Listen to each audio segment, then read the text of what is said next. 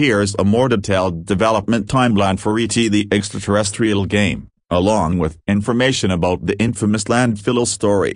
Detailed development timeline of E.T. the Extraterrestrial, 1982. Early 1982, Atari's decision to make the game. Atari wanted to capitalize on the success of the E.T. the Extraterrestrial movie, which was a massive hit in theaters. Atari acquired the rights to make a video game adaptation. The company aimed to have the game ready for the lucrative holiday season. Atari approached Howard Scott Warshaw, a talented and relatively new game developer who had previously worked on hits like Yar's Revenge and Raiders of the Lost Arkansas.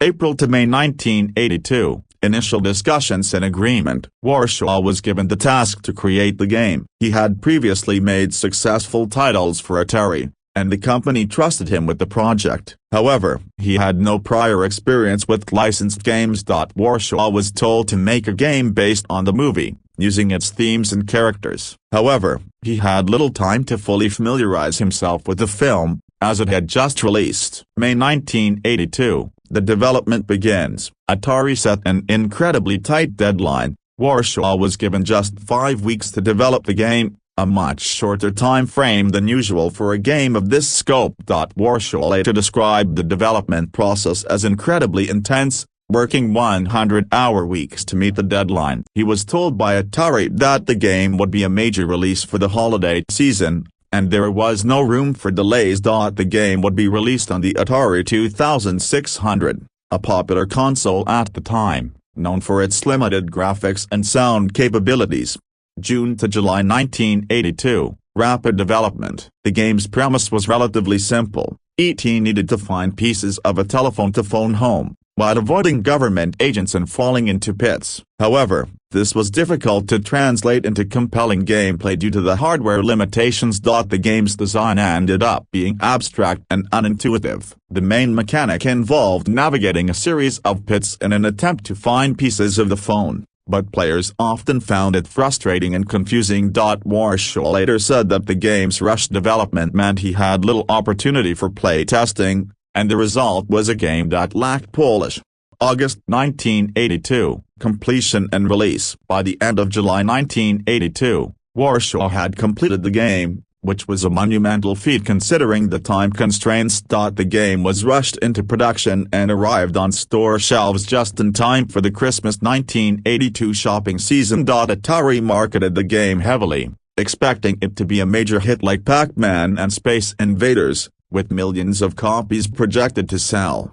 December 1982, release and immediate disappointment. E.T. the Extraterrestrial was released to widespread disappointment. The game's confusing mechanics, repetitive gameplay, and poor graphics left many players unsatisfied.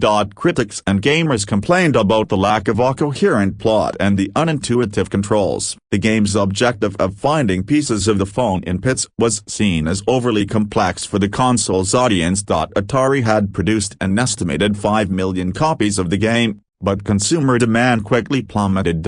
Only 1.5 million copies sold, leaving millions of unsold cartridges sitting in warehouses across the country. Early 1983, Atari's fallout from the game's failure. The game's poor sales were one of the primary reasons behind the video game crash of 1983. The failure of the E.T. game was a major blow to Atari's reputation, and the company's financial losses grew as a result. Atari had invested heavily in the game, hoping for a blockbuster return, but instead it became one of the most notorious video game failures in history. Atari tried to salvage the situation by trying to sell the remaining unsold cartridges at a discounted price, but this did little to improve the game's image. The landfill incident. By 1983, Atari was facing massive overstock issues due to the game's poor sales. With millions of unsold E.T. cartridges and no space in the warehouse, Atari decided to get rid of them. In 1983, Atari reportedly dumped an estimated 700,000 to 1 million unsold ET cartridges in a landfill located in Alamogordo, New Mexico. The exact location was kept secret at the time. The cartridges were buried in the desert, along with other unsold Atari products. This burial became part of the urban legend surrounding the failure of the ET game. with many people believing that it was a symbol of the video game crash of 1983. The 2014 discovery, the E.T. landfill legend, remained largely unconfirmed for decades until a team of documentary filmmakers, led by Zak Penn, decided to excavate the site in 2014. After receiving permission from the city of Alamogordo and obtaining permission from local authorities, the team uncovered the buried cartridges. In April 2014, the team discovered hundreds of thousands of ET cartridges, many still in their original packaging, in what became known as the Atari landfill excavation. The find was documented in the film Atari Game Over, 2014, which explored the history of the game, the video game crash, and the landfill discovery. The excavation of the cartridges and the media attention it received further cemented the E.T. game as a symbol of video game history's darker period. This event remains one of the most famous stories in video game lore, illustrating the consequences of rushed game development and the risks of overproduction in an emerging industry. For many,